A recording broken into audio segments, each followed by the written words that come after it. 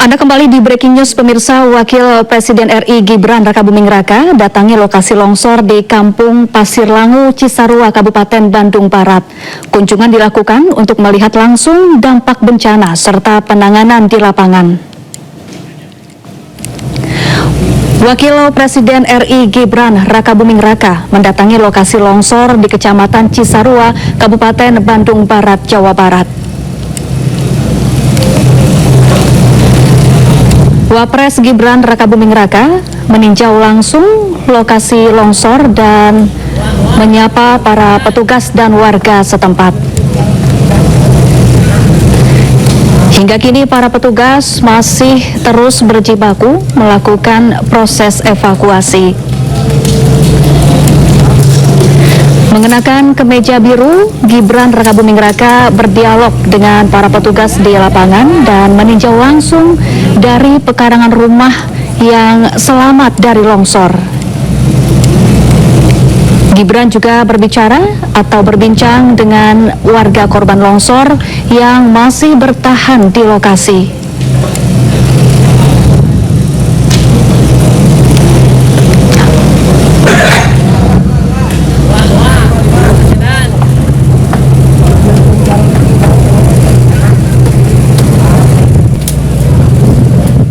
Pemirsa, kita akan kembali berbincang dengan Sekretaris Daerah Provinsi Jawa Barat, ada Bapak Herman Suryatman. Pak Herman, saat ini Wapres Gibran Rakabuming Raka sedang berada di lokasi, meninjau lokasi longsor di sana. Apa saja kemudian agenda yang akan dilakukan oleh Wapres Gibran di sana, dan apa instruksi yang disampaikan oleh Wapres Gibran kepada Pemda setempat? Pak Herman, mohon maaf, boleh dibuka dulu audionya, kami tidak bisa mendengar suara Anda, Pak Herman. Ya, silahkan Pak Herman. Mohon maaf Mbak, kalau hari kemarin saya seharian di lapangan sampai malam, ya pagi tadi saya standby di Bandara Hussein untuk melakukan operasi modifikasi cuaca dengan teman-teman dari BMKG dan BNPB, BPBD ya. Jadi saat ini saya baru selesai dari Bandara Hussein, jadi belum ke lapangan, saya belum update posisi terakhir. Yang jelas hari ini Pak Wapres ya meninjau langsung ke lapangan, ya didampingi oleh Pak Bupati, Pak Wakil Gubernur, ya, dan tentu petugas kami juga ada di lapangan dan kami antisipatif. Yang jelas dua hal yang menjadi fokus kami, yang pertama adalah pelaksanaan evakuasi ya, evakuasi korban 80 orangan yang belum ditemukan, dan yang keduanya kami harus memberikan layanan terbaik bagi para pengungsi yang hari kemarin sudah diberikan santunan oleh Pak Gubernur, sehingga para pengungsi hari ini relatif berkurang karena sudah ngontrak rumah, sudah pindah ke rumah saudaranya, dan santunan kemarin 10 juta per kepala keluarga itu cukup ya, baik untuk kontrak maupun untuk makan minumnya, sehingga jumlah masyarakat di pengungsian sekarang relatif terbatas. Tetapi tetap kami perhatikan, kami sudah siapkan di lapangan dapur umum yang kapasitasnya bisa memberikan bantuan makan untuk 750 orang.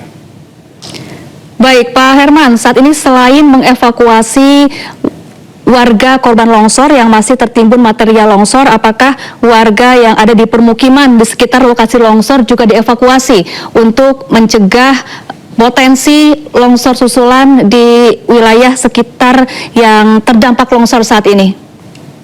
Ya, tadi sudah sampaikan bahwa warga masyarakat yang langsung terdampak ya direct itu 113, 23 selamat, dan tentu itu kami evakuasi ke balai desa ya kemarin, dan warga masyarakat lainnya kurang lebih ada 500-an, itu warga masyarakat RT RW sekeliling ya di daerah sekitar lokasi longsor. Jadi kami antisipasi, kami mitigasi warga masyarakat yang ada di sekitar daerah longsor atau lokasi longsor, kami evakuasi juga. Ini tentu berdasarkan asesmen dari BPBD dan Basarnas. Jadi warga yang punya resiko ya terjadi terdampak bencana, ya kita antisipasi bencana susulan ya, kita antisipasi, mudah-mudahan tidak ada. Kalaupun terjadi longsor susulan, ya warga yang rentan, ya warga yang dimungkinkan terdampak itu kami evakuasi. Jadi kemarin ada 500-an warga yang dievakuasi ke balai desa dan sebagian besar itu sudah diberikan santunan. Hari ini mulai berkurang karena mereka mencari rumah kontrakan. Ya, ada juga yang tinggal di keluarganya. Dan santunan itu cukup baik untuk kontrak ya maupun untuk makan minum sehari-harinya. Baik, terakhir Pak Herman, ini menyambung pernyataan yang disampaikan oleh Gubernur Jabar dan juga Pak Herman di segmen sebelumnya. Apa tindakan tegas yang akan dilakukan untuk menindak atau membenahi alih fungsi lahan yang berakibat buruk pada lingkungan sehingga menyebabkan longsor sehingga tragedi serupa tidak akan kembali terulang di masa mendatang, Pak Herman? Ya bagi siapapun ya yang tidak memiliki izin, ya tidak memiliki landasan hukum, ya memanfaatkan tanah, mengalihfungsikan lahan, tentu ditindak tegas sesuai hukum yang berlaku. Ya, kami langsung tutup begitu usahanya di lapangan, dan ini sudah kami lakukan untuk beberapa usaha yang mencoba melakukan alih fungsi lahan tanpa ada perizinan ya dari pemegang otoritas. Kami turunkan Satpol PP Pemda Provinsi Jawa Barat sinergi dengan Satpol PP Kabupaten, langsung di polis lain, langsung di Satpol PP lain ya, ditutup. Adapun bagi badan usaha yang melakukan alih fungsi lahan ataupun kegiatan usaha ternyata izinnya sudah keluar, ya kami lakukan peninjauan, kami lakukan evaluasi. Jadi bukan sewenang-wenang ya, untuk kepentingan masyarakat. Apabila ada risiko banjir dan longsor, apabila ada risiko bencana, ya kami lakukan evaluasi, kami lakukan peninjauan. Misalnya kemarin ada pengembang di Kabupaten Bandung, izinnya sudah lengkap, tapi ada pengaduan masyarakat karena masyarakat khawatir terjadi banjir dan longsor. Ya kami turun ke lapangan dan kami hentikan sementara. Sekali lagi, bagi yang sudah turun izinnya, kami hentikan sementara. Kita evaluasi kembali, ya kita kaji cepat kembali, terutama dari risiko banjir dan longsor. Apabila nanti terbukti secara teknokratis, secara akuntabel ada risiko banjir longsor, ya kami hentikan. Tentu sinergi dengan kabupaten kota. Dan apabila aman, baru bisa dilanjutkan kembali. Jadi Pemda Provinsi Jawa Barat, ya Pak Gubernur sangat tegas, yang melanggar langsung kita hentikan. Ya, kalau sudah ada izin, ya kita evaluasi, kita hentikan sementara. Baik, terima kasih. Ya, pokoknya prinsip dasarnya terima kasih Bapak Herman Suryatman, nomor 1. Sekretaris Provinsi Daerah Jawa Barat telah bergabung bersama kami di Breaking News. Selamat beraktivitas kembali dan semoga proses evakuasi berjalan lancar dan korban yang hilang bisa segera ditemukan. Terima kasih. Ya pemirsa, isak tangis pecah di posko informasi bencana longsor di Pasir Langu, Cisarua, Bandung Barat, Jawa Barat. Keluarga korban tak kuasa menahan duka saat mengetahui sanak saudara dinyatakan meninggal dunia.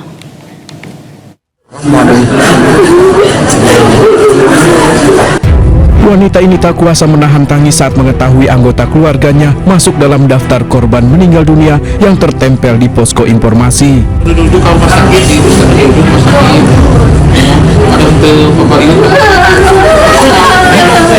Di saat yang sama, seorang warga juga sampai jatuh pingsan mengetahui keluarganya bernama Nur Hayati meninggal dunia. Bahkan ketiga anak dari korban juga belum ditemukan keberadaannya. Nur Hayati baru satu orang, anaknya Dini Hayati sama Astri sama Meme belum ketemu. Untuk kondisi Ibu Nur Hayati sendiri seperti apa, Bu? Belum mau lihat Atau kondisinya? Oh, udah meninggal. Sudah meninggal. Ya. Itu tinggal di desa mana, Bu? Desa Marga Jaya. Desa Marga Jaya. Dia di kampung dikit. Oh iya, ada apa? Jadi maksudnya desa Pasir Langu. Pasir Langu. Berarti tinggal satu orang lagi belum ketemu. Tiga anak-anaknya. Selanjutnya yang terimbas itu kan cuma RT 5 di RW 11 Kampung Pasir Kuning dan RT 1 di RW 10 yang imbas pecah. Pokoknya tetap di RT 5 RW 11 di Pasir Kuning itu 20 rumah ini mutlak dasar pokok yang langsung terjang dari hutan. Hingga saat ini petugas gabungan dari BNPB, TNI Polri dibantu relawan masih melakukan pencarian, sementara para korban telah diungsikan ke kantor desa Pasir Langu. Dari Bandung Barat, Yono Wahyu, iNews melaporkan. Ya, hari kedua tim SAR gabungan kembali melanjutkan pencarian puluhan korban yang masih tertimbun di Desa Pasir Langu, Kabupaten Bandung Barat. Petugas berhasil menemukan sejumlah korban tidak utuh dengan total 12 kantong jenazah.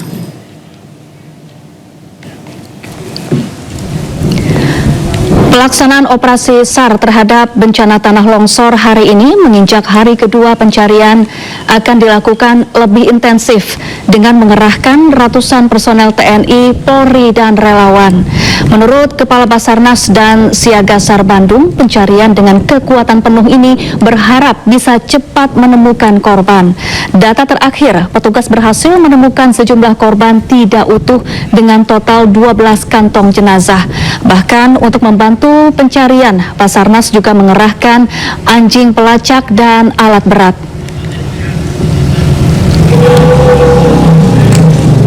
Kekuatan yang terlibat ini masih update, di mana unsur-unsur yang sudah hadir, khususnya dari TNI, 3 angkatan saya lihat, mulai dari TNI Angkatan Darat, TNI Angkatan Udara, TNI Angkatan Laut, khususnya juga terlihat, kemudian juga dari badan kepolisian.